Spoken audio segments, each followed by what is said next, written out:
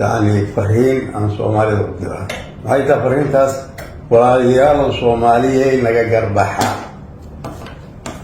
قربحة يك قربحينا إلهي يكتابكس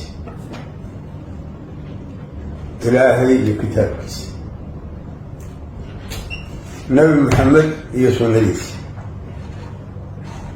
علماء الإسلام كان وإنتاس دين كان نسوق جارسيسي إنتاس ناس كسر رقميسي كن إيو شام بقول أو سنة كل واحد أفر بقول يا فرتني عارف يا شامي مريسا هذا كن يا أفر بقول يا فرتني شامي مريسا تاريخ إنتاس سعودي أول كودي أو اللي يقانو ومير والبيان نجا أنجا أو مدو كنتم يشان سنة كسر شقيني أو إن كتابك إلهي اللغوب لخمو يعني لخنك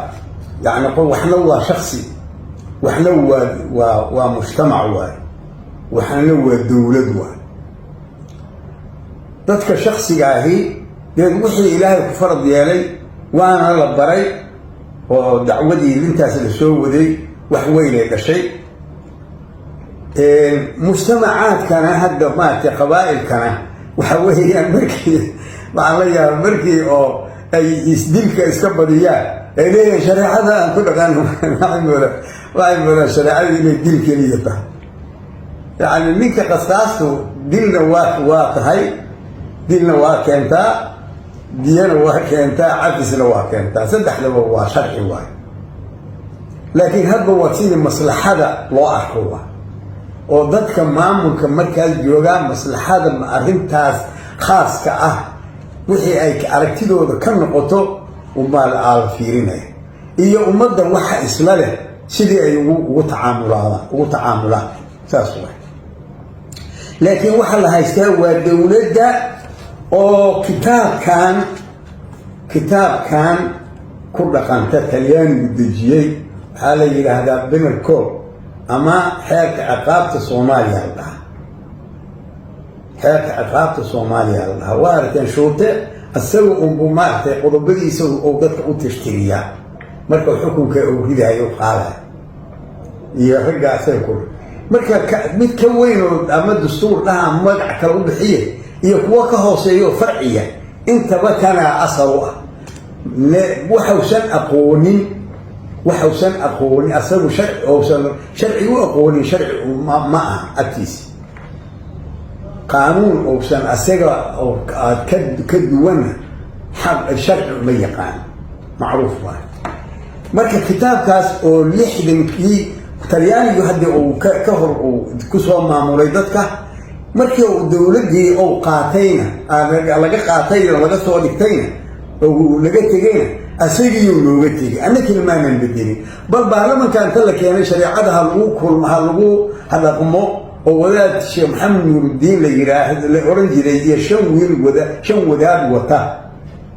aadan cado u yimid wuxuu yiri arrinta hadii isticmaalka naga tagay diinta wadanka lagu dhaqo aan rabnaayo baarlamaanka cod loo qaaday waa diideen soo jeed maxamed abshir ay sheegay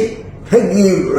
gudi loo bixiyo ku jira ka janaan uga baxnay sayidina wax loogu xukumaa laahiin hada waxay ahayd dadkii talyaaniga oo tarbiyay aayeen wax kale baa aqoon diin aqoon walaadina waa kuwa kadib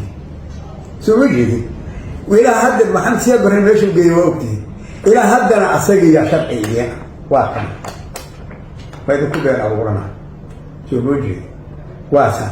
وهكذا جرتاء مركي عملية مارك محكمة هي واتين مثلا الكسر الدوري مركي عن تجني باش محية هي